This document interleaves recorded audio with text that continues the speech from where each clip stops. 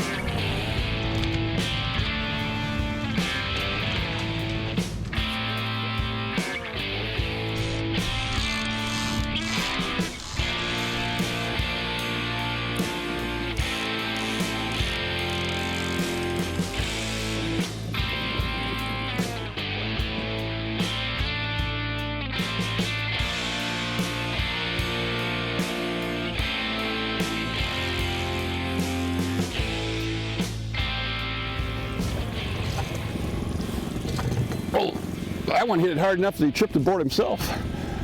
That's a beautiful thing. Let's see where this is going, Jakers. Well, you can tell by the way we're dressed, it is very cold out today. Very cold. And those of you that live in the upper Great Lakes will appreciate what a mild winter the winter of 2024 was.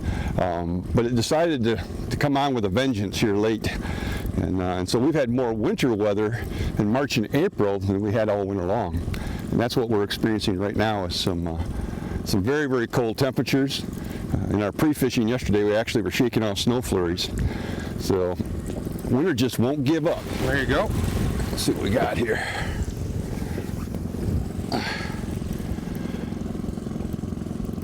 This is a little bit more what I was hoping to see this morning, Jakers. I can get him off that kicker motor for you. There you go. There you go. Nice. Yes. I'll show this guy off to the camera. Now that is a beautiful thing. And check it out, that crankbait in his mouth, that is a brand new crankbait that Jake and I developed for Bill Lewis. It's called the PWC Lite. It's the small brother to the PWC, and it's been working great for us. One of the things that never seems to change is that chrome baits just work when the sun comes out. And I started the morning with chrome baits, maybe wasn't the right call. In fact, my side of the boat was pretty slow, but that sun just popped out. It's crazy. I mean, it's springtime, weather changes constantly. It was just overcast, and now a couple minutes later it's sunny. And that's spring fishing, but as soon as that sun popped out, chrome baits wake back up again. It's pretty hard to beat that flash of chrome metallic type baits when the sun's shining. I was just talking about how we're marking a lot of fish on the graph, but we've gotten into a little bit dirty water. Maybe it's not going to matter. But when you're marking them on Lake Erie, you're normally catching them. Fish right there. There you go. Yep, that's a monster, but a good one. We'll take it. You know, if we were keeping fish today, that would be a really good one to keep. Perfect size for eating. But you know, I was saying I was fighting that fish is chrome baits. We get a lot of questions at sports show seminars talking about what color baits we like to fish. For me, there's no question. If it's sunny out, a chrome bait, any type of a chrome metallic bait, it's really hard to beat. And in this case right here, I have a blue and chrome, which is just kind of a staple color in all the Great Lakes. Seems to work very well. The sun popped out. It was really cloudy this morning, but as soon as the sun popped out, boom, chrome bait started catching fish again. Fishing 411 TV is brought to you in part by Abyss Battery. Power your pursuit. Fishing 411 TV is brought to you in part by Big Bite Baits and Steel Shad Premier Fishing Lures.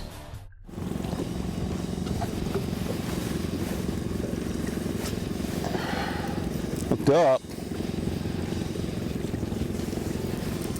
Definitely some action today. There's no question about that. We had kind of, in pre-fishing here, we're looking for something special. We're looking for some larger than average size fish, and there are some good ones here. So we got a double header going on now. I see my other board just popped as well. There are some excellent fish in the system, but there are also a lot of average fish in the system. So I think what today is going to be is we're just going to have to sort through them. And there's going to be some good fish to be caught. There's going to be some average fish to be caught, and there's probably going to be some small fish to be caught as well. So we'll see how that goes. But looks like maybe my double header is not going to be, because I see that board pulling forward again. So it got bit, but he didn't get hooked up. So not a big deal. Nope. I guess he is hooked up. That looks like a pretty good one too, Dad. Why don't you take that one? I might just have to come take your fish for you. That's all right. I was just waiting for the big one to bite. It could very well, that's exactly what it is. This is not a big fish, Jake, so I'll go ahead and take my own board off here if you want. That's good, because this one is. So. What a nice dad. Letting me have the big fish. Nice guiding operation here. Yes, it is.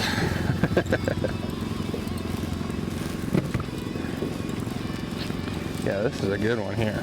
Ooh, you're not happy. Not happy, huh?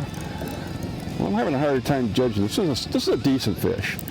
I don't think this is a stud, but it's a decent fish. This cold water, sometimes they'll fool you. No, it's just an average fish, Jake. Where's that landing at? I think I can kind of land him myself. I'm hoping I can. Oh, that was not good. Let's try that again. There we go. That first attempt wasn't so great. That's why you get 3 strikes. You get 3 strikes. You get 3 strikes, huh? I'm gonna go ahead and pull this board off here. You know, one of the nice things about releasing planer boards like we do is it does make it pretty straightforward to release the board yourself. Basically, all I have to do is just unpinch that release right there, and I'm keeping tension on that fish. And then I can kind of choke back up on the rod. I never gave that fish an inch of slack. And obviously my dad's got stuff going on that side of the boat. I was able to unhook that board no problem. Stay tight on this fish here. Feels like a pretty good one. Excellent. Well, I got the net clear here, so we're going. Well, that is a good fish. I'm going to cut in front of you if you don't mind, Jakers. Try to keep that it down. That is an excellent fish. Ooh. You put it to me on this one, kid. Let's see here, get a little closer, and then I'm just going to lift them straight up. Oh man, that's a beauty. That is a beauty. We'll hold these two side by side, and the camera will show just how bad I got hosed on this deal. I think I picked the better one. What do you think? Good walleye, great walleye. Yes, you did. Man, I was pretty happy with this one, but I'd have been much happier with that one. That's okay. That's the cool thing about Lake Erie is there's just a lot of fish in this system, and there's a lot of eater-sized fish like that one, but then there's still, obviously, Lake Erie is known for the quality fish, and that one right there is a quality fish. Beautiful. Glad you came in the boat. You know, we've talked a lot about this PWC Lite here today on this episode because it's what we've caught all of our fish on today. But I kind of want to go into the characteristics of this bait and why it's such a cool bait. You know, this is a smaller profile, kind of the baby brother of the PWC that we originally came out with. But one of the things with these baits, and the reason why we're coming out with these lures like this, is because there's not a lot of crankbaits on the market that fit the mold of walleye fishermen for cold water up to warm water. And I can kind of explain that a little bit better. One, you have two types of actions with a crankbait. One, you have this rolling style action like I have right here, and then you have this tail wag, kind of like a walk the dog style action. And really crankbaits have both of those actions. They're going side to side and rolling at the same time. The reason why we wanted to develop these baits is because we were looking for a bait that when it's cold like it is right now and we go slow, I'm really looking for this side to side action. Maybe a little bit of the walk the dog, but primarily what we're looking for is that rolling style action. And then as the water warms up and we speed up, I'm looking for that roll, but I'm also looking for that side to side, more of an erratic action. As the water warms up, these walleyes, they like to chase a lure and you can go a little bit faster. But it's looking for a bait that fishes well at slow speed as well as fast. And that's why we wanted to develop this bait. Again, this PWC Lite's a smaller profile of its big brother, but it's a fish catcher in both cold water and warm water applications. Fishing 411 TV is brought to you in part by the Ultimate Sports Show Tour. Fishing 411 TV is brought to you in part by Fish Hawk Electronics. Going fishing without a fish hawk is called boating.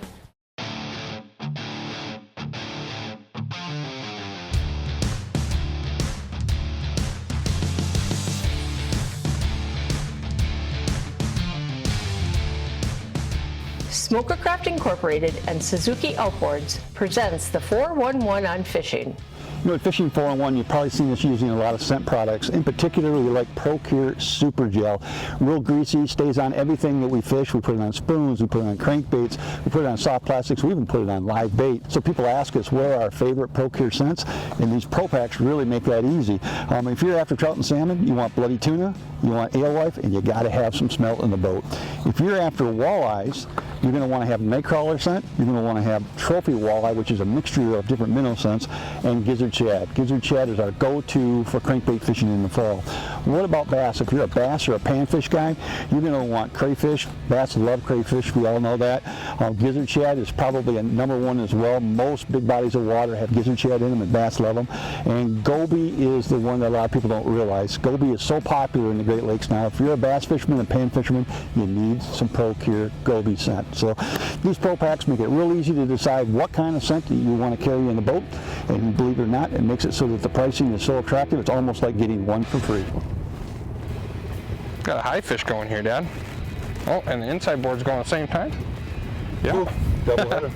I love that. There's nothing better than when you look out there, you got your team of planer boards, and all of a sudden they just start going back. I don't know if that inside hooked up, Dad, but this outside sure did. That's a good thing. We'll just take them one at a time. Yeah. Double headers are great, but one at a time is good. This one's just really dogging. There you go. There you go. He's mad. But one of the things about trolling that I just absolutely love is putting the program together, all these different pieces of the puzzle. And I'll hear it every once in a while. The guys will say that trolling's boring. It breaks my heart when I hear that. Well, that's a big fish, Jake. Because there's so many different pieces to the puzzle. You want to get all your rods working. Let's see here. That's a nice fish too. Not a giant, but a good fish. I'm going to show you a little bit what I talked about here once we net this fish. What I got to say when I was fighting that fish is one of the things about it is that to me this trolling is figuring out that puzzle. There's a bunch of little pieces you got to put together, figuring out colors, figuring out lead lengths.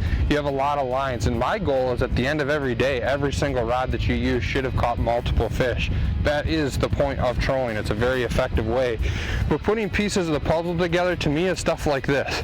You can see this bait is just absolutely pegged right there. When you start seeing fish where they're hooked on the front treble hook, in real life a fish eats a minnow head first. And so, you know, when you're catching fish with crankbaits, a lot of times you'll catch fish on that back hook, but to me that's telling me that we haven't totally fooled those fish yet. They kind of swatted at it.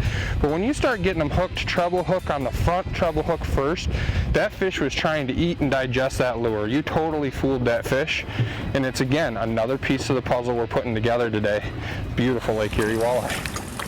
Let's talk for a second about inline planer board rods. If you're a walleye fisherman, chances are your boat is 18 to 22 foot long. That's what most walleye fishermen own for boats. And it's always struck me funny that the average planer board rod is about an 8.5 foot rod. In my opinion, that's a little longer than you really need.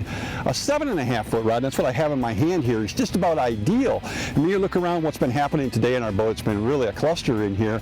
Lots of fish being caught, rods laying on the floor. A longer rod is dangerous and then it's likely to get broken. It's likely to get stepped on. But a shorter rod, like a 7.5 foot rod, is much more handy. It handles the walleyes nicely. When it telescopes down, this happens to be a rod made by Eagle Claw. It's called the Starfire series. And as it telescopes down, I can put a sleeve on it, drop it in the rod locker. I never have to worry about rods being tangled in the rod locker easy, out of the rod locker easy. So if you're looking for an inline planer board rod for walleye fishing, consider the Starfire X. The 7.6 that I have in my hand is, in my opinion, the best you can get. Gotta love it when you see a board going back like that. You know it's a good fish. Oh yeah. Very, very nice fish here. It's been a little bit crazy here for a second, just trying to get lines in the water. I don't know if I've had all my lines on my side of the boat. I think this fish might have just came off. That's what it kind of feels like. He's still there. You think he's still there? Yep. Maybe That got board's smaller. still down. Oh, just a smaller fish. No big deal. I'll take the board off here, Dad. It's not too big of a fish. Yeah, we'll pull this board off here. But it's just been kind of hectic trying to keep lines in the water. It's been a while since I've had all my lines on my side of the boat. It's a good problem to have. It's one of the things I love most about Lake Erie is normally when you come out here, you're going to be busy. So many people will go a long time. I'm just going to alley-oop him, Dad. It's about as big as you want to alley-oop. You got that right.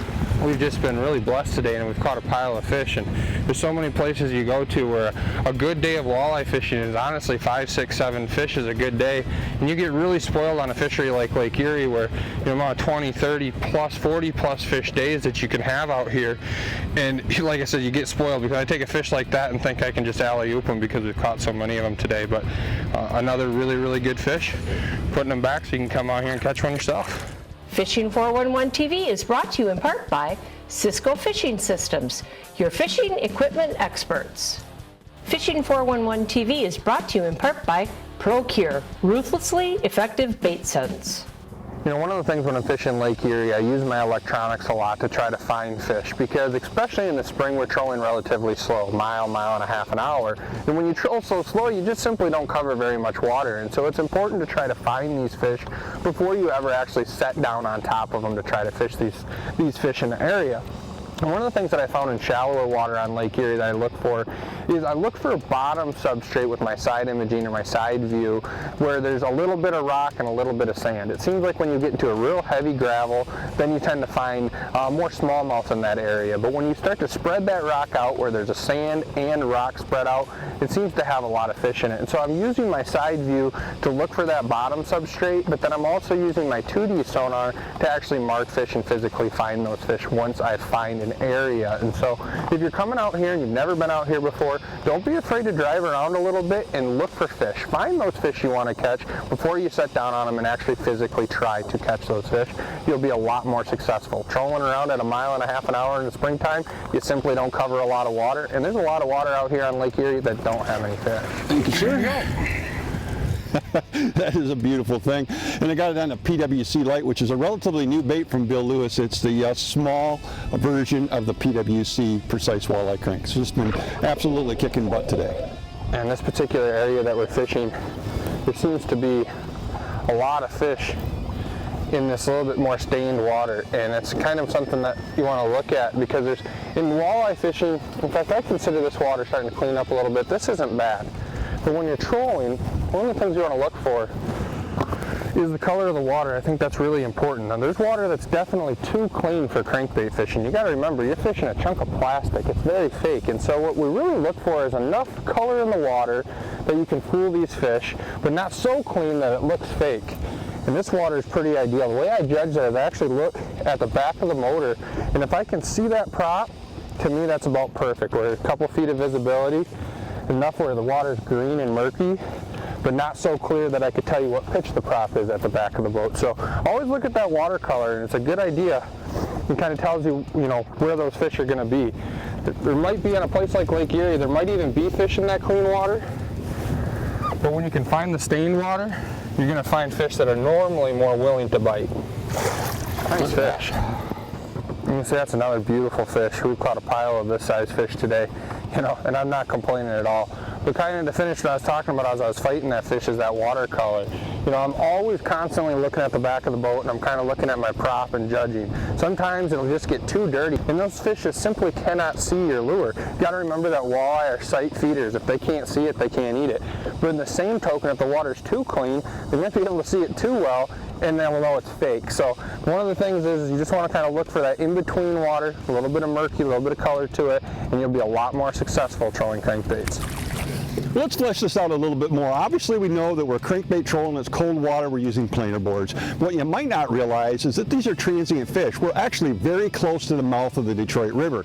So some of these fish are coming up out of Lake Erie into the Detroit River to spawn. Some of them have already spawned and are coming out of the Detroit River, coming back into Lake Erie. And the area where we're at just happens to be a good staging area. It's hard bottom, firm bottom area here that these fish just seem to like while they're coming and going from the Detroit River. If you get a chance to come down this way and check it out, you're going to find lots of boats fishing it. A lot of people know about it. But the mouth of the Detroit River for this pre-spawn, post-spawn bite on crankbaits is a very good bet. You're thinking we were going to see some pre-spawners, but most of these fish we've been looking at today have been spawned out. Yeah. So that's all right. I'll take them anywhere they want to come. Nice. That's a full net right there.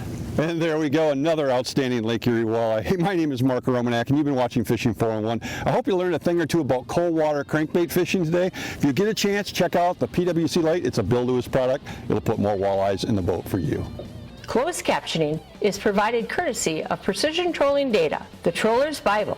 Fishing 411 TV comes to you courtesy of Offshore Tackle, Yakima Bait Company, Suzuki Marine, Jay's Sporting Goods, Smooth Move Seats, Garmin Marine, Bill Lewis Lures, Starcraft Marine, Niagara Falls, USA, and Eagle Claw. Closer, Dad. There you go. I got my 5-pound smallmouth as a bonus fish. What a fun fish. What a fun fish.